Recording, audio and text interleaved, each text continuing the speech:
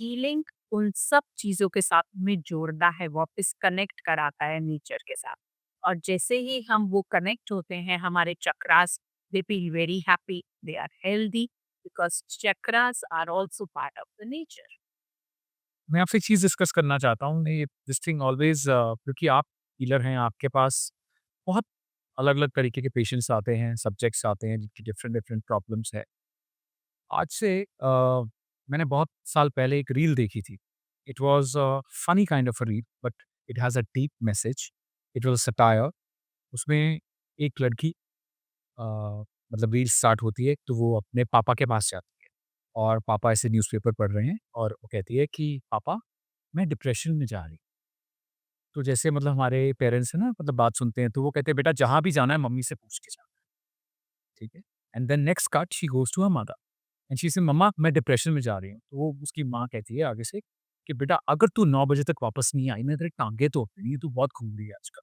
Then next cut she goes to her दादी and she से दादी माँ मैं डिप्रेशन में जा रही हूँ। एंड हर दादी सेज कौन सी जगहों पे जा रहे हो यार आप लोग? ये कौन-सी जगह है? हमने तो कभी नाम ही नहीं सुना।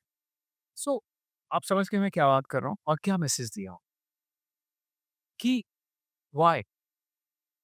क्या जब हमारे मतलब जस्ट टॉकिंग अबाउट हमारी जनरेशन से जो हमारे पहले की जनरेशन हमारे पेरेंट्स और हमारे दादा-दादी और उससे पहले भी, ऐसा तो पॉसिबल नहीं है कि उनके हार्ट ब्रेक्स नहीं हुए थे।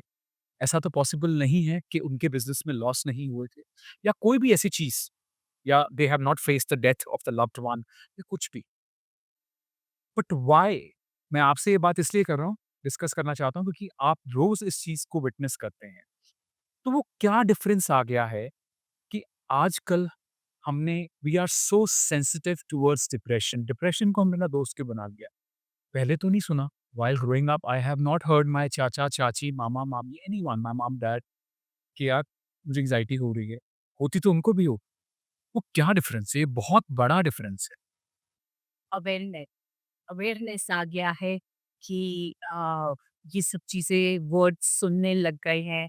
और बहुत सारे लोग तो ना पैशन पे भी जाते हैं। Anxiety is a common word, जो कुछ हो रहा है वो तो मुझे एंजाइटी हो रहा है।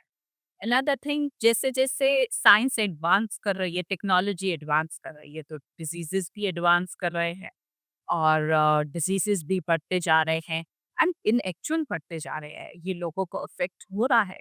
पहले लोगों को अगर एंजाइटी होता था या डिप्रेशन के सिम्टम्स आते थे, तो दे कुड मैनेज, अपना फिजिकल वर्कआउट बढ़ा लेते थे। आजकल फिजिकल वर्कआउट तो है नहीं है। सबके पास एक ही वे ऑफ टाइम पास है, that is mobile and sitting in front of the TV all the time. और कितना देर बैठ-बैठ के जंक फूड खाना है, मज़े से घर खाना आ रहा है सबके लिए। तो फिर वो सब चीज़ें अल्टीमेटली हेल्थ पे इफ़ेक्ट करती हैं।